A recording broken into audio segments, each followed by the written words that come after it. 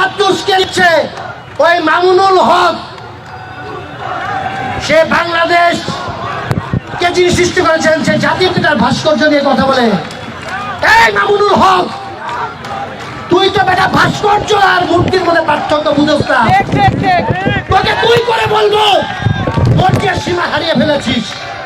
আজকে ধর্মকে পুঁজি করে তোরা যেভাবে আমাদের বাংলাদেশের এই শান্তিপূর্ণ দেশকে যারা অরাজকতা করে এই বিশৃঙ্খলা করছিস, তোদেরকে বলি শোন, মূর্তি তৈরি করা হয় মাটি দিয়ে, পুজো করে পূজা করে আবার সেই মূর্তি উপাসনার পরে পানিতে বিসর্জন দেওয়া হয়, ভাসিয়ে দেওয়া হয়।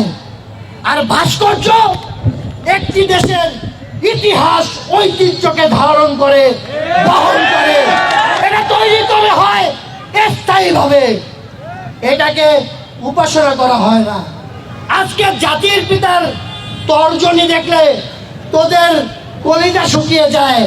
তোরা রাস্তায় নেমে যখন জাতির পিতার ভাস্কর্য দেখিস, তখন তোরা ভয়ে তোরা রাস্তায় চলতে পারস না, উস্তা খাস। তোরা বসে বসে মাইকে ওয়াজ মাহফিল করিস, আমরা ওয়াজ মাহফিলের বিপক্ষে না। কিন্তু যারা ধর্ম ব্যবসা করে, যারা ওয়াজের নাম করে লাখ লাখ টাকা হাতিয়ে নিয়ে হেলিকপ্টারে চলে আসে, তারা কখনোই ধর্মের প্রতি শ্রদ্ধা নেই তাদের। আমাদের মহানবী হযরত মুহাম্মদ সাল্লাল্লাহু আলাইহি ওয়াসাল্লাম কখনোই বলেননি ধর্মকে পুজো করে চলতে। তিনি কখনো কারো ধর্মীয় অনুভূতিতে আঘাত হানেনি।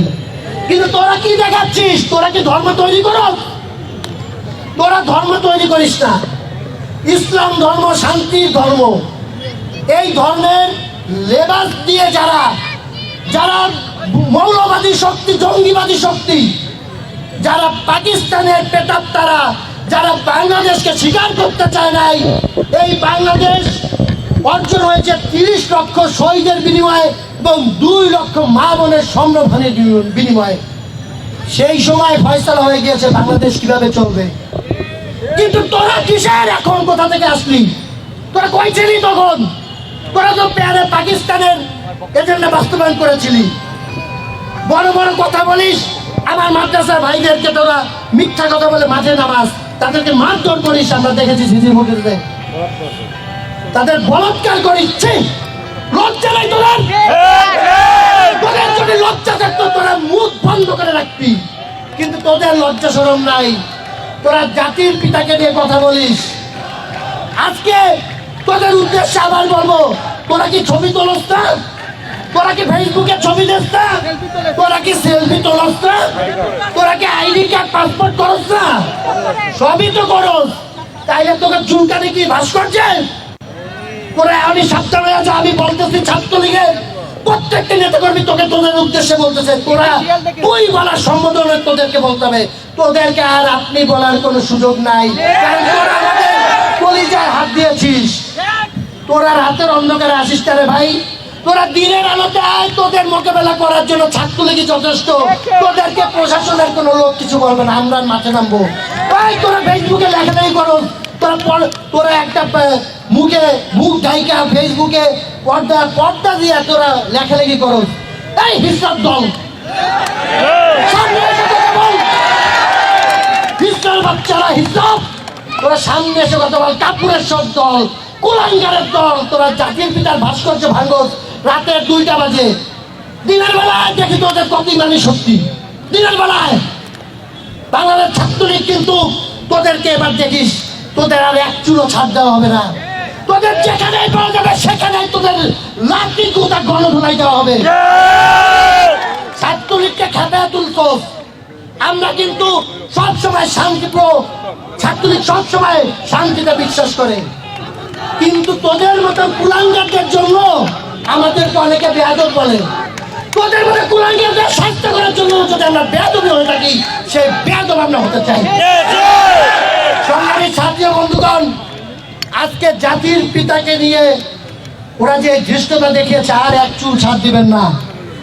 প্রত্যেকটা পাড়ায় মহল্লায় যারা ওয়াজ মাহফিলের নাম করে ওয়াজে এসে টাকার বিনিময়ে ওয়াজ করে, আমাদের নবীজির ভোট দাঁড়ানো দেখে নবীজিকে অবমাননা করেন, সেই মামুনুল হকদের প্রতিহত করবেন।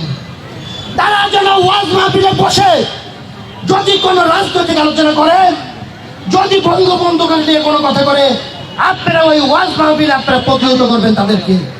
সবাইকে নির্দেশনা দেওয়া হলো ছাত্রলীগের প্রত্যেকটি নেতাকর্মীরা যেখানে ওয়াজ মাহফিল হবে আপনারা খবর পেলে আগে থাকতেই ওই দিন ওই জায়গায় অবস্থান নেবেন। যদি কেউ ওয়াজ মাহফিলে ওই শিশু বক্তা, ওই মুরব্বী বক্তা, যারা ইসলামপন্থী, যারা ধর্মীয় পাকিস্তানপন্থী, যারা ওই রাজাকারদের দোষর, তারা যদি বাংলাদেশকে নিয়ে কোনো কথা বলে, বাংলাদেশের মানচিত্রের যিনি মালিক বঙ্গবন্ধুকে নিয়ে যদি কথা বলে, আমাদের প্রাণপ্রিয় জননেত্রী দেশরত্ন শেখ হাসিনাকে নিয়ে যদি কথা বলে, তাদেরকে তার ভাঙা জবাব দিবেন, তাদের ওই জায়গায় প্রতিহত করবেন। আপনারা যদি তাদেরকে ওই জায়গায় প্রতিহত করেন, ওদের বুকের পাঠা নাই, ওদের এত সাহস নেই আপনাদের সামনে ওরা আসবে। ওদের কেউ কিছু বলে না দেখে ওদের সাহস বেড়ে গেছে। তোদের উদ্দেশ্য করে আবারও বলছি, তোরা দিনের বেলা আসিস, তোদের ইমানি শক্তি কত আমি দেখবো। তোরা ধর্মকে পুজো করে আর এগিয়ে যাস না। ধর্ম ইসলাম ধর্ম, শান্তির ধর্ম।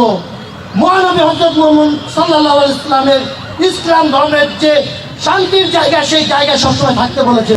জীবন ও যৌবনের উত্তাপ দিয়ে গড়া ছাত্র সংগঠন বাংলাদেশ সৃষ্টির পিছনে প্রত্যেকটি অর্জনে রক্ত দিয়ে অর্জিত এই বাংলাদেশে যে সংগঠনটি সব সময় পাশে ছিল, সেই ছাত্র সংগঠন জননেত্রী দেশরত্ন শেখ হাসিনার হাতকে শক্তিশালী করার জন্য সব সময় মাঠে থাকে। যে ছাত্র সংগঠন দেশের ক্রান্তি লগ্নে দিন রাত পরিশ্রম করে মানুষের পাশে থেকে, শিক্ষার্থীদের পাশে থাকে যেই ছাত্র সংগঠন, সেই ছাত্র সংগঠন বাংলাদেশ ছাত্রলীগ।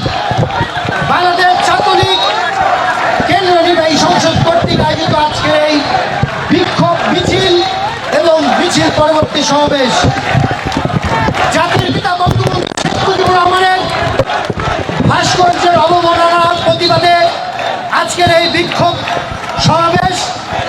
আজকের এই বিক্ষোভ সমাবেশে সঞ্চালনা করছেন সারা বাংলার ছাত্র সমাজের অহংকার, টেকনাফ থেকে তেঁতুলিয়া, রূপসা থেকে পাতুরিয়া, বাংলাদেশ ছাত্রলীগের প্রত্যেকটি নেতাকর্মীর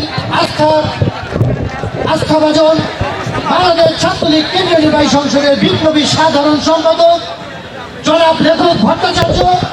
আজকের এই সমাবেশে উপস্থিত আছেন ঢাকা বিশ্ববিদ্যালয় মেধাবী ছাত্র, ঢাকা বিশ্ববিদ্যালয় ছাত্রলীগের সংগ্রামী সভাপতি জনাব সঞ্জিত চন্দ্র দাস। আজকে এই বিক্ষোভ মিছিল পরবর্তী সমাবেশে উপস্থিত আছেন ঢাকা বিশ্ববিদ্যালয়ের মেধাবী ছাত্র, ঢাকা বিশ্ববিদ্যালয় ছাত্রলীগের সংগ্রামী সাধারণ সম্পাদক জনাব সাদ্দাম হোসেন।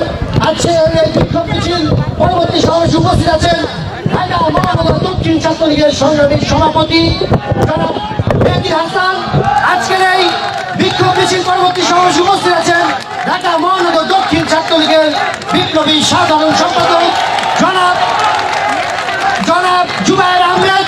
আজকের এই বিক্ষোভ মিছিল পরবর্তী সমাবেশে উপস্থিত আছেন ঢাকা মহানগর উত্তর ছাত্রলীগের সংগ্রামী সভাপতি জনাব ইব্রাহিম হোসেন। আজকের এই বিক্ষোভ মিছিল পরবর্তী সমাবেশে উপস্থিত আছেন ঢাকা মহানগর উত্তর ছাত্রলীগের সংগ্রামী সাধারণ সম্পাদক জনাব সাইদুর রহমান হৃদয় সহ বাংলাদেশ ছাত্রলীগের উপস্থিত সকল নেতৃবৃন্দকে বাংলাদেশ ছাত্রলীগের পক্ষ থেকে আন্তরিক শুভেচ্ছা। সংগ্রামী বন্ধুগণ,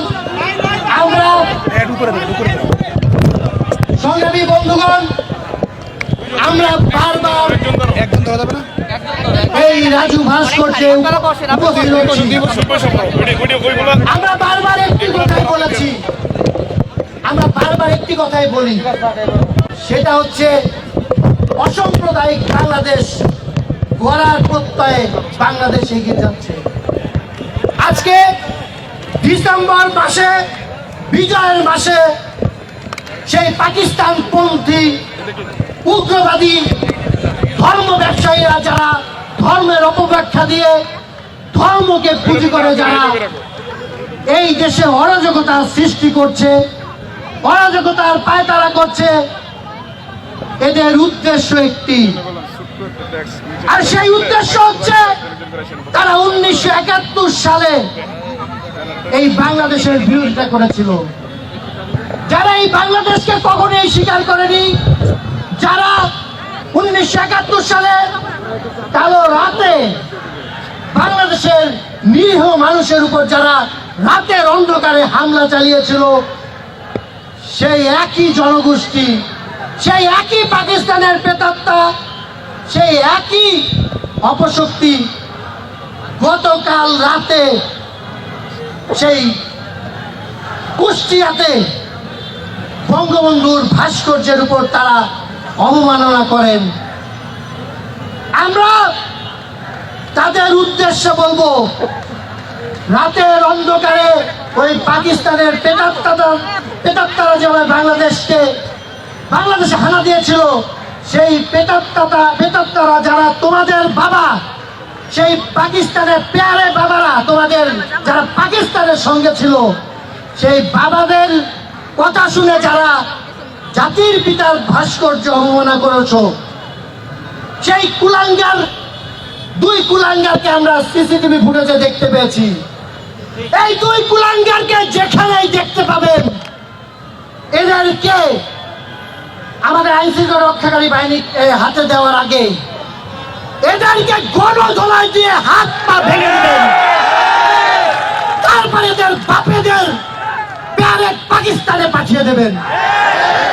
সংগ্রামী বন্ধুগণ, বাংলাদেশ ছাত্রলীগ এদেশের সৃষ্টির পিছনে প্রত্যক্ষভাবে ভূমিকা রেখেছিল, এবং সেই ভূমিকা রাখার পিছনে যিনি নেতৃত্ব দিয়েছিলেন, যার অবদান আমরা কখনোই ভুলতে পারবো না, যিনি তার জীবনের প্রত্যেকটি সময় বাংলাদেশের মেহনতি মানুষের কথা ভাবতেন, এদেশের মুক্তির জন্য যিনি সবসময় কথা বলতেন, যিনি এই বাংলাদেশ ছাত্রলীগ প্রতিষ্ঠা করেছিলেন এদেশের মানুষের কথা বলার জন্য, এদেশের অসাম্প্রদায়িক বাংলাদেশের কে এগিয়ে নেওয়ার জন্য যিনি সবসময় সোচ্চার ছিলেন, যিনি এই বাংলাদেশ মানচিত্র আমাদের মাঝে তুলে দিয়েছেন, সেই জাতির পিতার ভাস্কর্যে তারা আঘাত হেরেছে।